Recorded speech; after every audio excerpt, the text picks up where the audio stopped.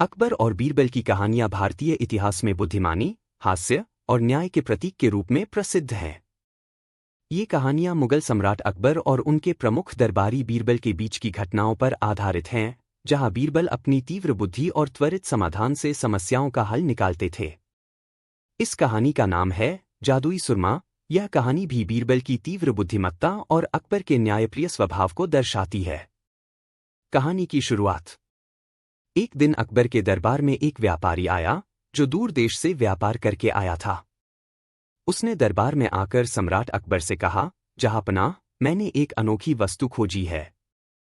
यह एक जादुई सुरमा है, जो आपकी आंखों में डालते ही आपको किसी भी व्यक्ति के मन की बात जानने की शक्ति दे देगा। अकबर को यह सुनकर बहुत आश्चर्य हुआ। उन्होंने सोचा, अगर यह सुरमा सचमुच ऐसा है, तो मुझे इसका अवश्य इस्तेमाल करना चाहिए। इससे मैं हर व्यक्ति की सच्चाई जान सकूंगा और मेरा राज्य और भी समृद्ध हो जाएगा। व्यापारी ने उन्हें बताया कि यह सुरमा अत्यधिक दुर्लभ है और इसकी कीमत बहुत अधिक है। अकबर ने बिना देर किए व्यापारी को बहुत सारा धन दे दिया और वह सुरमा खरीद लिया।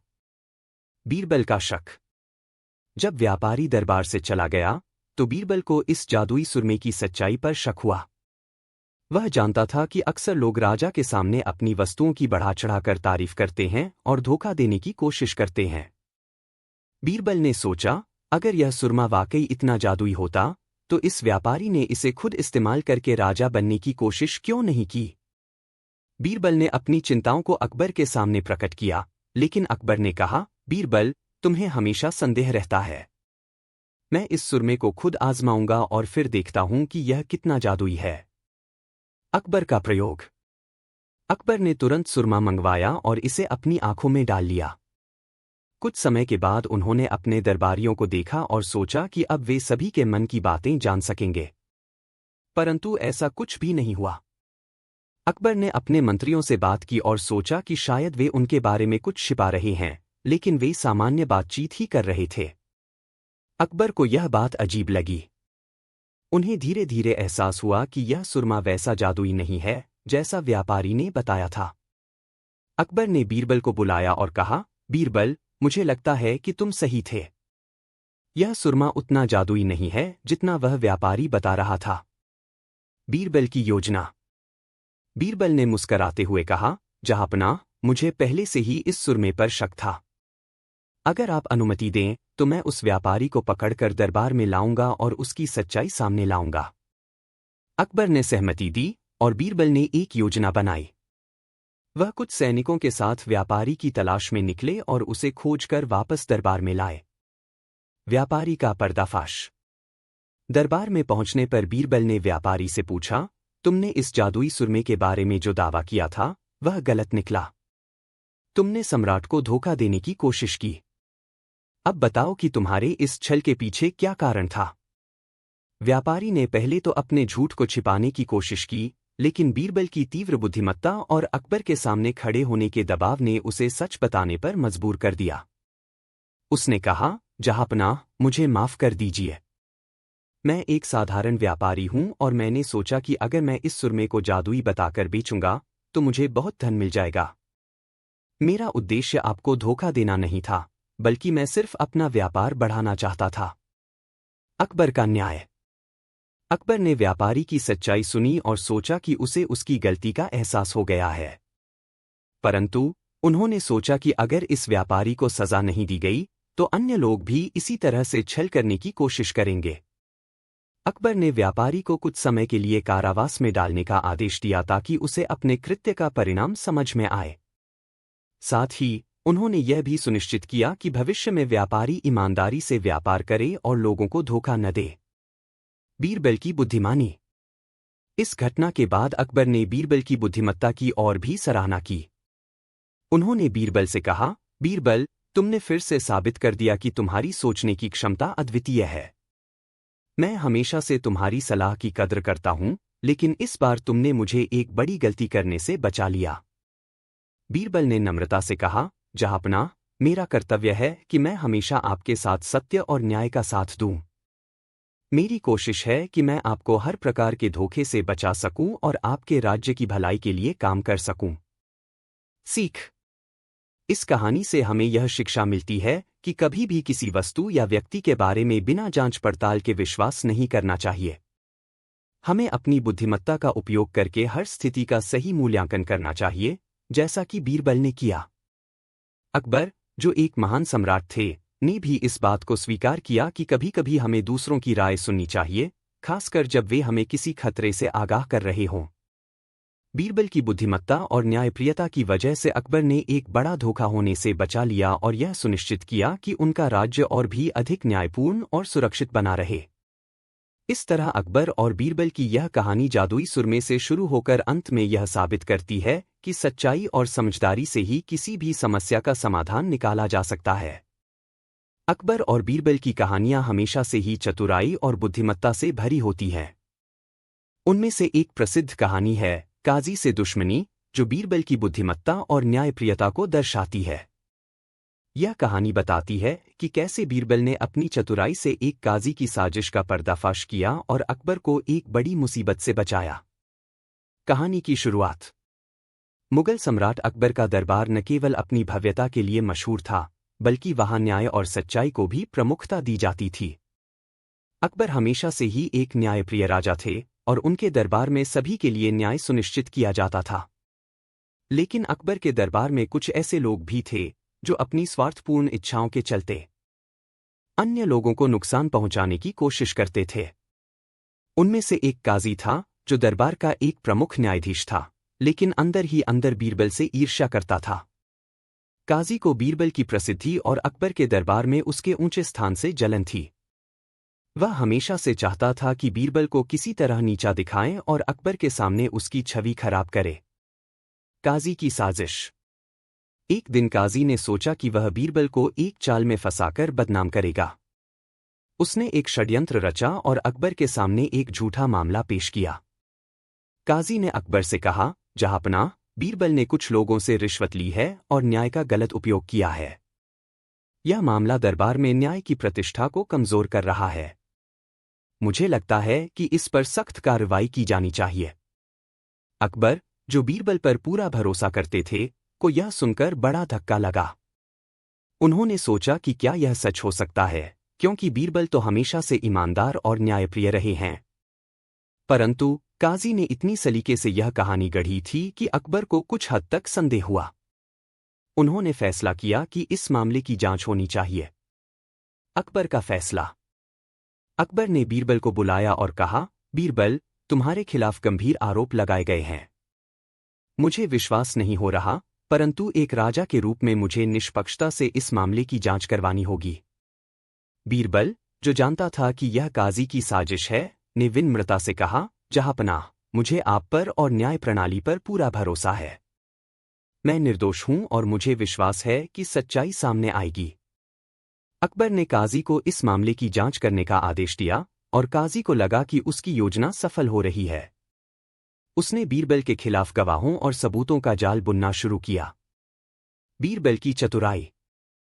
बीरबल, जो हमेशा चतुराई और सूझबूझ से काम लेते थे, ने इस मामले को सुलझाने का एक अनोखा तरीका सोचा। उन्होंने अकबर से कहा, जहांपनाह, अगर आप अनुमति दें तो मैं खुद को निर्दोष साबित करने के लिए एक आखिरी मौका चाहता हूं। मैं एक ऐसा तरीका जानता हूं जिससे सच्चाई सामने आ जाएगी। अकबर ने सहमति दे दी। बीरबल ने सभी दरबारियों और काजी को दरबार में बुलाया और कहा, मैं एक प्रस्ताव रखता हूं। अगर मैं दोषी हूं तो मैं अपने आप सजा स्वीकार कर लूंगा। लेकिन इससे पहले हमें न्याय का एक विशेष तरीका अपनाना होगा। न्याय की अनोखी परीक्षा। बीरबल ने कहा, हम एक पवित्र नदी के किनारे जाएंगे। वहां मैं एक दीपक जलाकर पानी में प्रवाहित करूंगा। अगर वह दीपक डूब गया तो मैं दोषी साबित हो जाऊंगा और अगर वह दीपक जलता रहा तो इसका मतलब होगा कि मैं निर्दोष हूं। काजी और दरबारी इस प्रस्ताव को सुनकर हैरान हो गए, लेकिन उन्होंने सोचा कि बीरबल का यह तरीका अजीब है और इससे उसे फंसाया जा सकता है। काजी ने खुशी खुशी इस योजना को मान लिया, क्योंकि उसे यकीन था कि दीपक डूब जाएगा और बीरबल को दोषी ठहराया जाएगा। सच्चाई का उजागर होना। नियत दिन पर सभी दरबार के लोग नदी के किनारे पहुंचे। बीरबल ने दीपक जलाया और उसे पानी में प्रवाहित किया। सभी की नजरें उस दीपक पर थीं। लेकिन जैसे ही दीपक पानी में गया, वह डूबने के बजाय तैरता रहा और जलता भी रहा। सभी लोग चौंक गए। यह एक चमत्कार जैसा प्रतीत हो रहा था। बीरबल ने अकबर की ओर देखा और मुस्कुराते हुए कहा, जहांपनाह, यह इस बात का प्रमाण है कि मैं निर्दोष हूं। ईश्वर भी मेरे साथ है और न्याय की रक्षा कर रहा है। अकबर ने काजी की ओर देखा, जो अब बेहद शर्मिंदा और हताश दिखाई दे रहा था। अकबर ने तुरंत काजी की साजिश को समझ लिया और कहा, काजी, तुमने बीरबल के खिलाफ झूठे आरोप लगाए। तुम अपनी ईर्ष्या और स्वार्थ में अंधे हो गए थे। अब तुम्हें इसकी सजा मिलेगी। काजी की सजा। अकबर ने आदेश दिया कि काजी को उसके पद से हटाया जाए और उसे कुछ समय के लिए कारावास में रखा जाए ताकि वह अपनी गलतियों का एहसास कर सके। साथ ही उन्होंने बीरबल से माफी मांगी कि उन्हें इस तरह के झूठे आरोपों का सामना करना पड़ा। बीरबल ने अकबर से कहा, जहांपनाह, यह आपका न्यायप्रिय स्वभाव है कि आपने इस मामले की पूरी जांच की और सच्चाई को सामने आने दिया। मुझे आप पर और आपके न्याय पर हमेशा भरोसा था। निष्कर्ष। इस तरह बीरबल ने अपनी बुद्धिमत्ता और धैर्य से न केवल खुद को निर्दोष साबित किया, बल्कि काजी की साजिश का भी पर्दाफाश किया। इस घटना से यह साबित हुआ कि चाहे कितनी भी चालाकी से झूठ बोला जाए, सच्चाई हमेशा जीतती है। अकबर ने फिर से बीरबल की तारीफ की और उसे अपने दरबार में सर्वोच्च स्थान पर बनाए रखा। इस कहानी से हमें यह सीखने को मिलता है कि सच्चाई को कभी भी झूठ से हराया नहीं जा सकता, और सही व्यक्ति चाहे कितनी भी कठिनाइयों का सामना करे, अंत में उसकी जीत होती है। बीरबल की योग्यता उनके तीव्र बुद्धि, व्यावहारिक ज्ञान और त्वरित समस्या समाधान क्षमता में निहित थी। उनका असली नाम महेशदास था, लेकिन अकबर ने उनकी कुशाग्र बुद्धि और सलाहों से प्रभावित होकर उन्हें बीरबल की उपाधि दी। बीरबल न केवल अकबर के करीबी सलाहकार थे, बल्कि वह दरबार के महत्वपूर्ण सदस्य भी थे। उनकी प्रमुख योग्यताएं निम्नलिखित थीं। 1. चतुराई और हास्य बुद्धि। बीरबल की सबसे बड़ी विशेषता उनकी चतुराई और हास्य का उपयोग करके समस्याओं को हल करना था।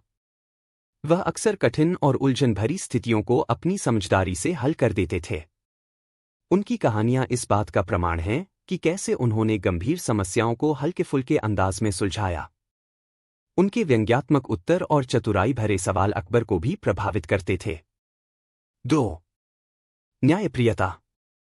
बीरबल का न्यायप्रिय स्वभाव उनके सबसे प्रमुख गुणों में से एक था। चाहे वह किसी गरीब किसान का मामला हो या फिर दरबार के किसी बड़े अधिकारी का, बीरबल हमेशा निष्पक्ष और न्यायपूर्ण निर्णय लेते थे। वह हमेशा सत्य की तलाश में रहते थे और उनके फैसलों में ईमानदारी और इंसाफ की झलक दिखाई देती थी। उनकी यही योग्यता अकबर को बहुत पसंद थी और इस कारण वे हमेशा अकबर के विश्वासपात्र बने रहे। 3. तीव्र बुद्धि और समस्या समाधान कौशल। बीरबल के पास किसी भी समस्या को तुरंत हल करने की अद्भुत क्षमता थी।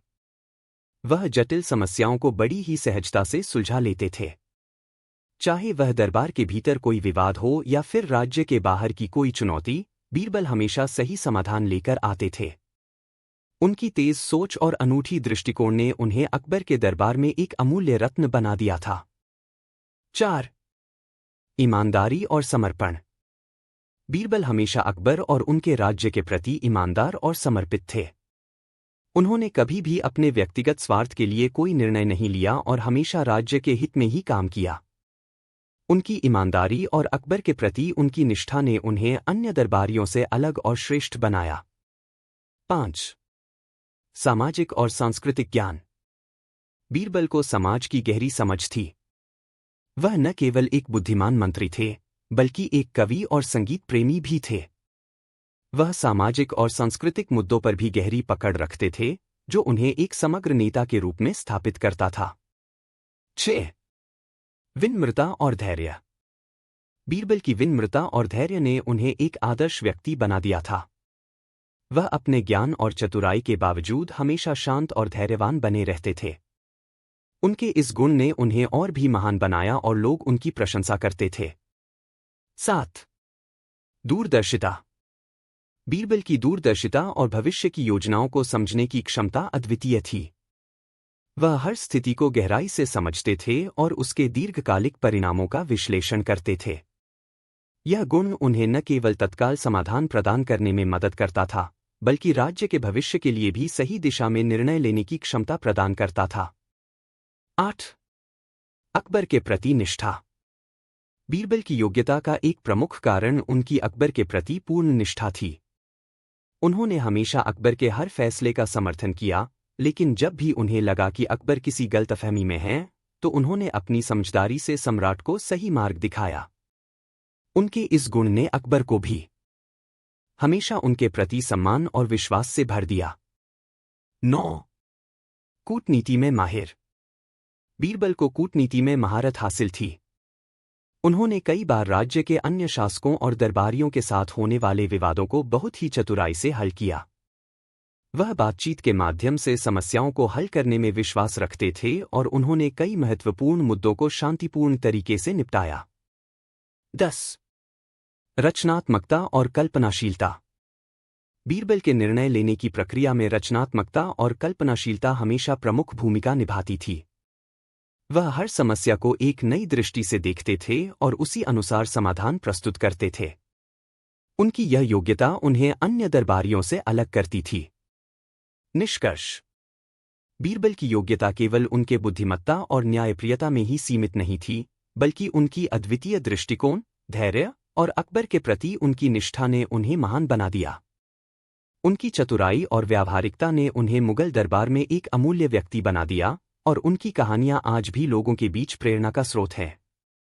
बीरबल का जीवन इस बात का उदाहरण है कि कैसे एक बुद्धिमान और न्यायप्रिय व्यक्ति हर समस्या का हल खोज सकता है और हमेशा सच्चाई की जीत सुनिश्चित कर सकता है।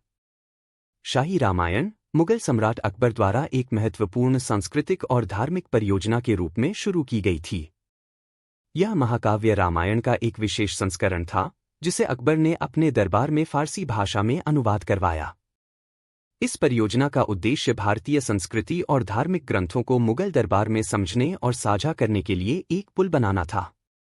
अकबर का विचार था कि भारत की प्राचीन धरोहर और हिंदू धर्म ग्रंथों का अध्ययन किया जाए ताकि देश की सांस्कृतिक विविधता को समझा और उसका सम्मान किया जा सके। पृष्ठभूमि। अकबर धार्मिक सहिष्णुता के पक्षधर थे और उन्होंने विभिन्न धर्मों के अध्ययन को प्रोत्साहित किया।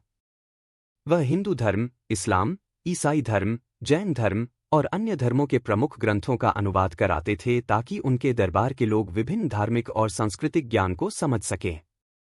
इसी क्रम में उन्होंने शाही रामायण का अनुवाद करवाने का निर्णय लिया।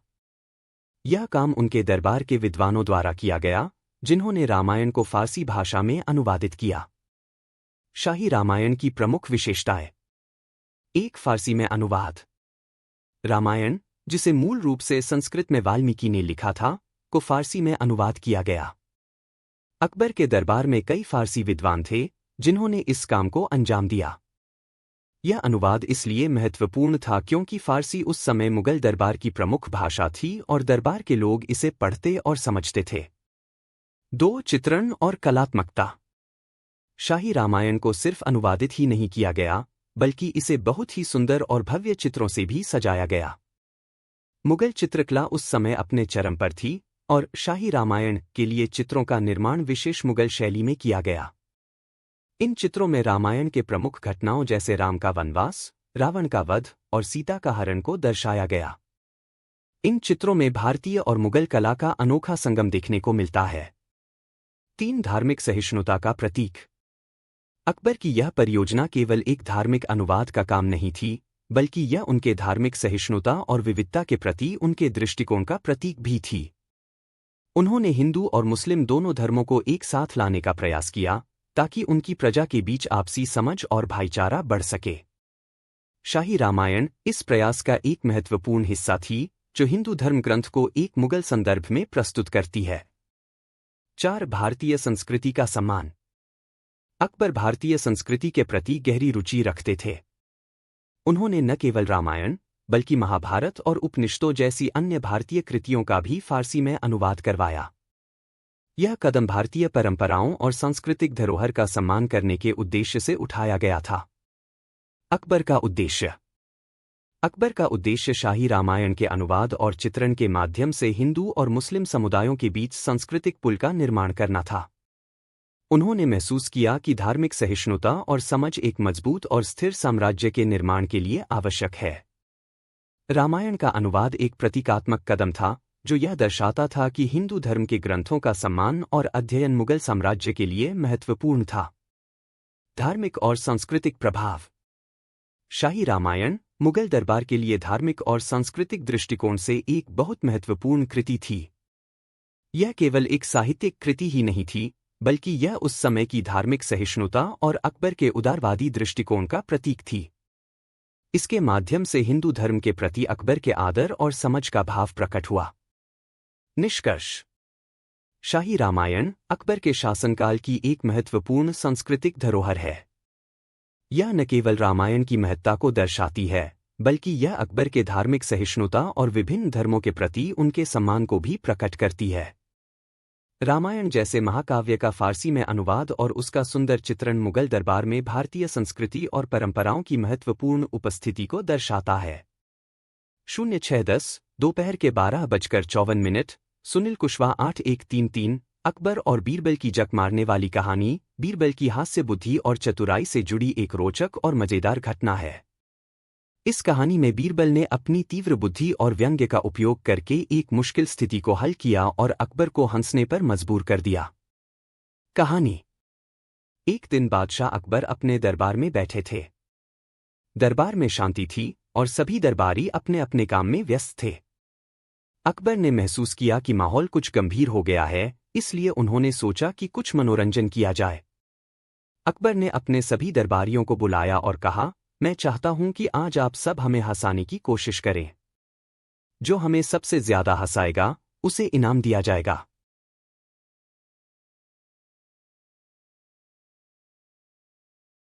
कर दिया। दोनों मित्र नियत समय पर दरबार में उपस्थित हुए। कुछ देर तक तो इधर उधर की बातें होती रहीं। जब बीरबल ने देखा कि अब शहजादे का मन यहां नहीं लग रहा है, तो उन्होंने उसके साहूकार मित्र के पास जाकर उसके कान में फुसफुसाया। बात साफ नहीं थी, इसलिए साहूकार का लड़का कुछ नहीं समझ पाया। इसके पश्चात बीरबल ने शहजादे के मित्र को संबोधित करके चेतावनी दी, ध्यान रहे, यह बात बिल्कुल गुप्त रखी जाए। अपने सबसे खास मित्र से भी तुम इसके बारे में कुछ न बोलना। बीरबल की इस चेतावनी को सभी उपस्थित लोगों ने सुना। इसके बाद दरबार दूसरे दिन तक के लिए स्थगित हो गया। दरबार से निकलने के बाद शहजादे ने अपने मित्र से पूछा, बीरबल ने तुम्हारे कान में क्या कहा था? साहूकार पुत्र शहजादे को कुछ बता नहीं पाया। आखिर बीरबल की कोई बात वह समझ पाता तो बताता। उसने कह दिया, उन्होंने क्या कहा मुझे साफ सुनाई नहीं दिया। इससे शहजादे को कुछ शक हुआ। वह बोला, मित्र, आज आपने मुझसे बात छिपाई है, जबकि मैं आपसे कोई बात नहीं छुपाता हूं। नहीं दोस्त, बिल्कुल नहीं।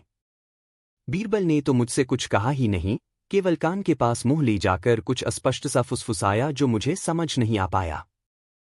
और खुलेआम यह कहा कि जो बात मैंने तुमसे कही है, उसे गुप्त रखना। साहूकार मित्र ने शहजादे को समझाने का प्रयास किया, लेकिन शहजादे को उसकी बात पर विश्वास नहीं हुआ। शहजादे ने विचार किया कि उसका मित्र सब कुछ जानते हुए भी कुछ बता नहीं रहा है। शहजादे के दिल में शक पैदा हो गया।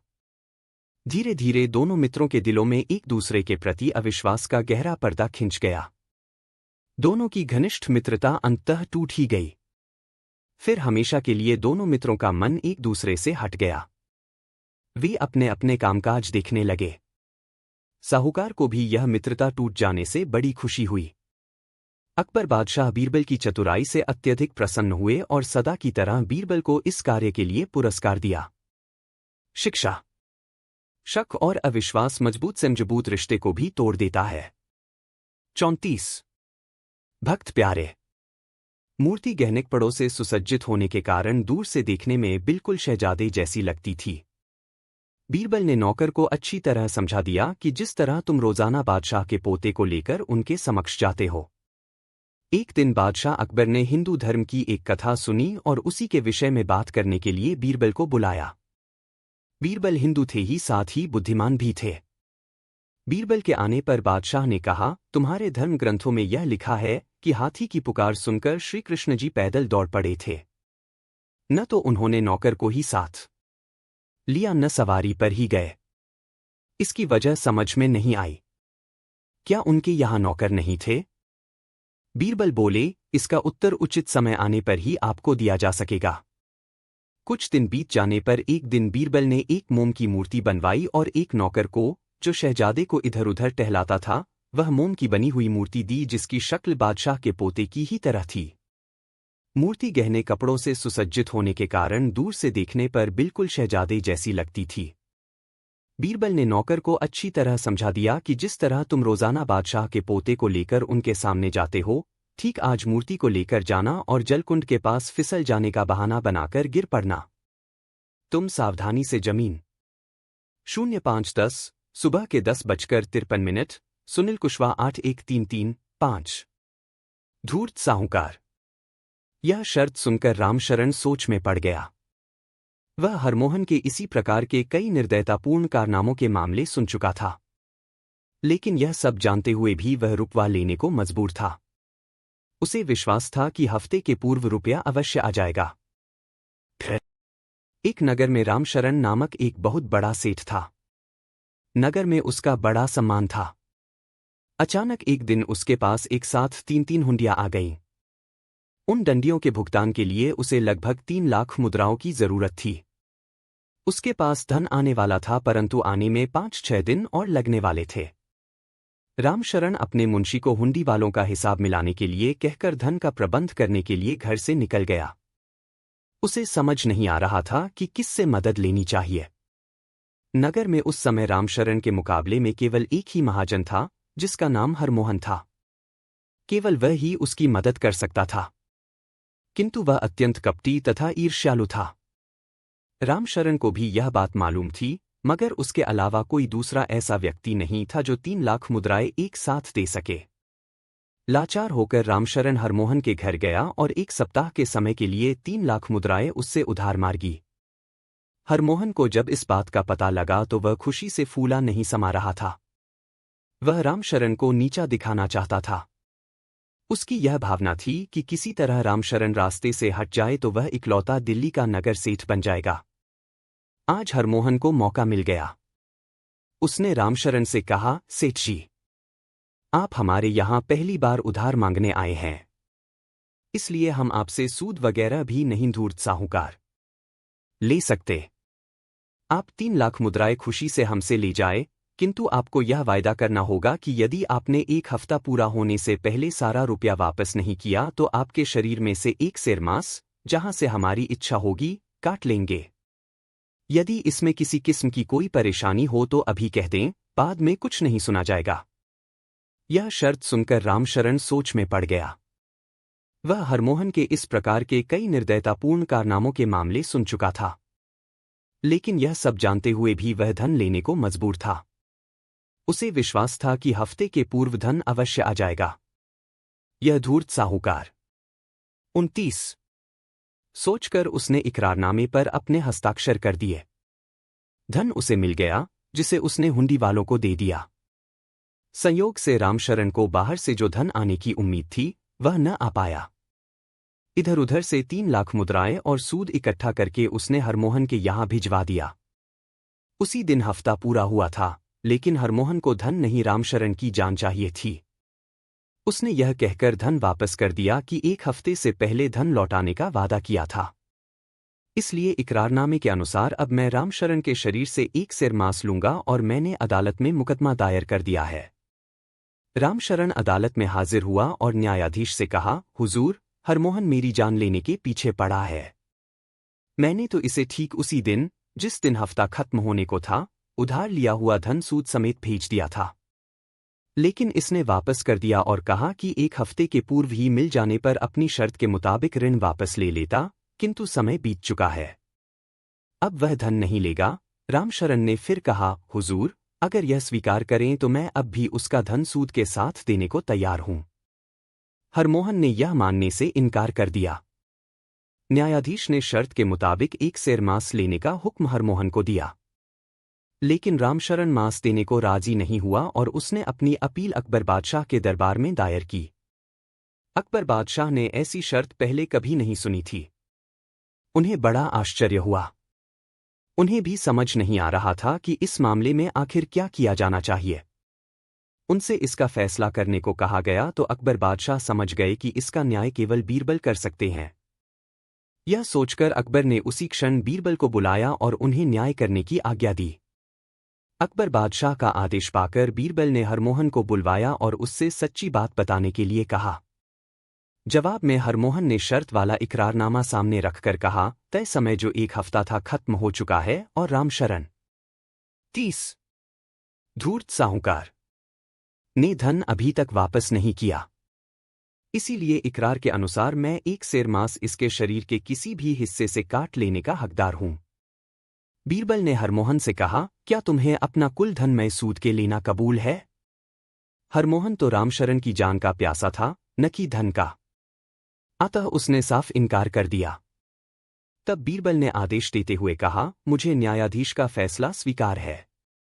क्या कर सकते हैं, इकरारनामा जो कहता है वह करना पड़ेगा। इसलिए हरमोहन रामशरण के शरीर में से 1 सेर मांस ले ले, किंतु यह ध्यान रहे कि शर्त वाले इकरारनामे में केवल 1 सेर मांस के लिए ही लिखा है। इसलिए यदि मांस के साथ जरा भी खून गिरा तो हरमोहन को सपरिवार मृत्युदंड दे दिया जाएगा। अब तो हरमोहन बहुत घबरा गया, क्योंकि मांस काटने पर पहले तो खून ही निकलता और वह बिना ब्याज लिए अपना धन मांगने लगा। इस पर बीरबल ने कहा, नहीं, इकरारनामे की शर्तें तुम्हें माननी ही पड़ेंगी। अंत में जब हरमोहन बहुत रोया गिड़गिड़ाया और अपनी करतूत के लिए क्षमा मांगी तो रामशरण ने, जो स्वभाव से दयालु और परोपकारी था, बीरबल से प्रार्थना की, हरमोहन को अब अपनी गलती का एहसास हो गया है, अतः इसे छोटा मोटा दंड देकर छोड़ दिया जाए।